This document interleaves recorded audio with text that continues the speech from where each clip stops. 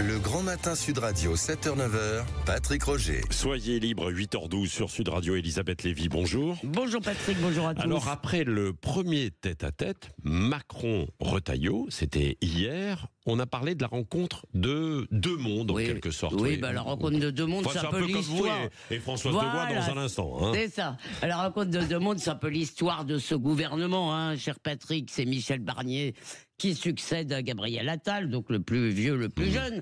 C'est notre jeune président qui est quand même un peu sur la touche. Le monde d'avant qui est plébiscité par les Français, il faut dire que si le monde d'avant, c'est la courtoisie, la politesse, le respect de l'adversaire, la discorde civilisée, on aimerait bien que ce soit aussi le monde de maintenant. Donc après la passe d'armes, vous savez, entre Emmanuel Macron et Bruno Retailleau sur l'immigration, chance pour la France, hein, Bruno Retailleau n'étant pas tout à fait d'accord, la rencontre entre les deux aurait pu être frontale, mais d'après ce que j'en sais, comme petite souris, non, ça n'a pas été le cas. D'abord parce qu'ils ont en commun d'être tous les deux des gros bosseurs qui connaissent bien leur dossier. Alors d'après ce qu'on dit de cette rencontre, c'était très précis, plutôt technique, c'était plutôt sur la stratégie et pas tellement sur les polémiques. Et d'ailleurs, l'immigration n'a pas été au centre de la discussion, de sorte qu'on ne sait toujours pas, ou on n'ose pas savoir, ce que le roi Dieu en même temps pense vraiment sur le sujet. Le roi Dieu en même temps, cher François, de la loi immigration, quoi. Et c'est ça. Alors, est-ce qu'elle verra le jour, alors finalement? La prochaine loi immigration, alors écoutez, paradoxalement, parce que tout le monde va vous dire non, rien ne se passera, etc., il n'y aura pas de budget. Moi, j'ai quand même le sentiment que, compte tenu de cette situation, les planètes sont pourtant alignées pour que les choses avancent sur ce dossier. D'abord, le RN n'a aucun intérêt à faire tomber ce gouvernement parce que, d'abord, je pense qu'ils n'ont pas intérêt pour le calendrier, puis il faudrait en plus assumer qu'ils les amènent plus ou moins, qu'ils font la courte échelle à la gauche. Je ne crois pas que ce soit leur intérêt. Et les atalo-macronistes ou atalo-atali, je ne sais pas comment il faut dire, Françoise me dira, c'est quand même difficile de s'opposer à des mesures régaliennes quand on a été le champion anti-abaya de la République, etc. Alors en plus, il y a une proposition de loi qui est déjà prête au Sénat. Ça permettra à Bruno Retailleau de montrer qu'il joue le jeu de la nouvelle donne parlementaire. Et en fait, ce texte reprendrait les principales mesures qui ont été censurées par le Conseil constitutionnel en janvier. C'est en janvier ? Oui, en janvier. Mais c'était sur la méthode. Vous vous rappelez, c'était l'affaire du fameux cavalier législatif. Alors, le plus important pour eux, au cabinet de Bruno Retailleau, c'est le délit de séjour illégal, ce qui paraît quand même un peu relevé du bon sens. Vous pouvez pas dire à la fois que c'est autorisé, que c'est interdit. Donc il faut que ce soit un délit, évidemment. La restriction du regroupement familial, qui dans certains cas est complètement délirant parce que c'est une conception très élargie de la famille, et la restriction des aides sociales, dont par exemple il y a beaucoup de déboutés du droit d'asile qui bénéficient des hébergements de l'État, de certaines aides, alors qu'ils devraient juste quitter le pays. Et d'après ce que me disait un conseiller de Bruno Retailleau, l'objectif c'est de revenir à la moyenne européenne, parce qu'aujourd'hui la France c'est le pays le plus accueillant. Mais en fait, ce que je devrais vous dire, au lieu de vous aligner ces arguments qui sont très politiques, normalement c'est Françoise qui connaît tout ça, cette mécanique. Elle va répliquer. Le meilleur argument pour que cette loi soit votée, c'est qu'une majorité des Français la veut. Seulement, depuis plusieurs décennies, la politique migratoire, entre autres d'ailleurs, a été confisquée. Elle a été confisquée par des instances qui ne sont pas élues et qui sont plutôt soumises aux médias et à la doxa dominante sur le sujet. Et on appelle ça l'état de droit. Au début, l'état de droit, il est conçu pour empêcher l'arbitraire du pouvoir. Oui, ça vous fait rire, mais c'est très sérieux. Et il prétend désormais dicter au peuple ce qui est bon pour eux.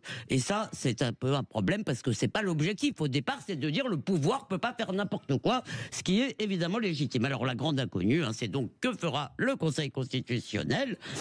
Est-ce qu'il ira frontalement contre la volonté des Français? Est-ce qu'il va nous dire, par exemple, que le délit de séjour irrégulier qui existait dans la Constitution, qui existait il y a 10 ans, aujourd'hui serait inconstitutionnel, parce que maintenant il va devoir se prononcer sur le fond, et ce sera un bon test du rapport de force entre l'état de droit et la démocratie.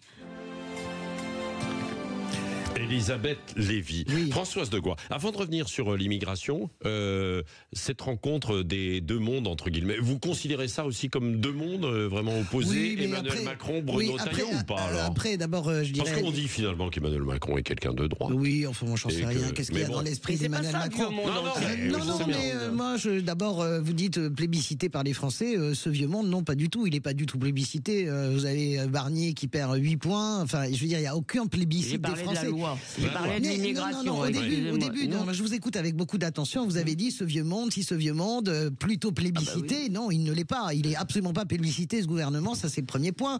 Ensuite, entre Retailleau et Bruno Retailleau et Emmanuel Macron, chacun souffle le chaud et le froid. Vous savez, mais Emmanuel Macron, il peut très bien dire à Bruno Retailleau, je vous apprécie, et puis dire à des interlocuteurs, les visiteurs du soir, je trouve ce ministre nul. Vous savez, avec Emmanuel Macron, personne ne sait jamais qu'est-ce qu'il y a véritablement dans sa tête, si ce n'est que il y a ce qui garantira à lui ses intérêts. C'est-à-dire que si Emmanuel Macron considère que la loi immigration, ça lui permet de tenir encore un peu jusqu'à une prochaine dissolution dans 8 mois, eh bien, il poussera la loi immigration. C'est un peu dommage. Il n'y était pas complètement opposé Écoutez, moi, je n'en sais rien. l'année dernière. je Parce ne que sonde pas. à cette Oui. époque, vous vous souvenez, moi, on je parlait sonde- de la oui. loi immigration. Moi, je ne justement. sonde pas les cœurs et les reins. Ce que je Non. sais, c'est qu'au Conseil de Non, mais l'Europe. pardon.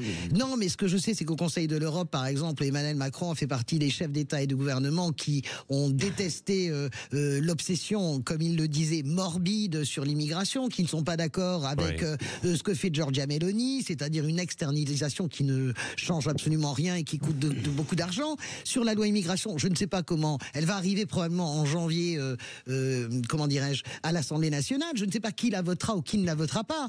Personne ne le sait. En tout cas, le nouvel obstacle probablement de Barnier, de Michel Barnier, ce sera la loi immigration. Je ne vois pas les macronistes voter comme un seul homme ce texte. Ça n'est pas vrai. La gauche, évidemment, ne le votera pas. C'est une évidence. Donc, nouvelle épreuve. Mais bon, de toute façon, tout le monde attend. C'est vraiment, comment vous dire Déjà, il y a le budget. Non, mais c'est le tour mais- de chauffe. C'est le tour de chauffe. Tout le monde attend mais la cloche. Voilà, tout le monde Ouais. attend la cloche pour savoir quand est-ce qu'on fait tomber Barnier ou pas. Voilà. Ouais. Elisabeth Bon, Lévy. bah écoutez, l'avenir dira qui a eu raison là. C'est aussi simple que cela. On va pouvoir se voir toute l'année et on verra qui a eu raison. Je dis simplement que Emmanuel Macron, je suis désolé, n'est pas à la manœuvre. Ah oui. Et Emmanuel Macron, il était déjà pas chaud pour cette loi puisqu'il a fait ce truc vraiment tordu de laisser sa majorité relative voter une loi pour après aller dire au Conseil constitutionnel venez donc la censurer, ce qui était quand même vraiment pas glorieux. Donc. Là, Emmanuel Macron, alors oui, il a le pouvoir de demander une deuxième lecture, enfin des trucs un peu. Mais à mon avis, il va moi, à mon avis, il va les laisser présenter cette loi. Et contrairement à ce que pense François, je pense que politiquement, pour les macronistes, je n'ai pas dit que je pense que le vieux monde est plébiscité dans ses formes. Je pense, oui, tous les sondages le montrent aussi. Bah oui, les gens aiment la politesse, Françoise. Non, mais moi, je sais pas les le gens sentiment. préfèrent, pardon. Non, mais Françoise, pourquoi vous dites ça Françoise, soit vous me laissez finir mes phrases. Merci. Bon, terminé. Donc, les gens aiment la politesse dans les formes, que ça vous plaise ou pas. Ils préfèrent le style de Barnier à celui de Madame Panot. C'est comme ça. Non, mais moi, je préfère. Mais moi, j'ai mais jamais vous dit. aussi, d'ailleurs. J'ai jamais dit, mais Barnier n'est pas plébiscité. Il perd 8 points. Ce Je gouvernement vous ai est. parlé du style. Mais Bon, même vous le n'avez style, pas on envie s'en d'entendre. fiche. D'accord. Par contre, là où je suis pas d'accord avec vous, c'est bien sûr qu'Emmanuel Macron est à la manœuvre. Il faut pas croire, malgré la cavalcade personnelle de Gabriel Attal pour la présidentielle, il ne faut pas croire que le groupe macroniste, comment dirais-je, a rompu les amarres avec l'Élysée. Si Emmanuel Ah bon, Macron, vous pensez mais bien qu'il y a sûr que toujours non. un axe Je vais répondre bien- là-dessus. mais il y a un axe. Mais il y a- vous allez non, répondre non, dans mais- un mais instant. bien Non, sûr c'était qu'il y a- l'acte 1. Bien C'était sûr qu'il y a l'acte un axe, évidemment. L'acte 1, Elisabeth Lévy, Françoise de Gois. L'acte 2, c'est dans un instant, évidemment. Et puis, Prisca Thévenot nous répondra directement aussi Oui, tout à bien l'heure. sûr, Parce bien qu'évidemment, c'est l'ancienne porte-parole, la proche de Gabriel Attal. Gabriel Attal, qui est en train de faire son parti, enfin bon, changer de nom. Bon, allez, on va voir tout ça ensemble, dans un Ouais. instant.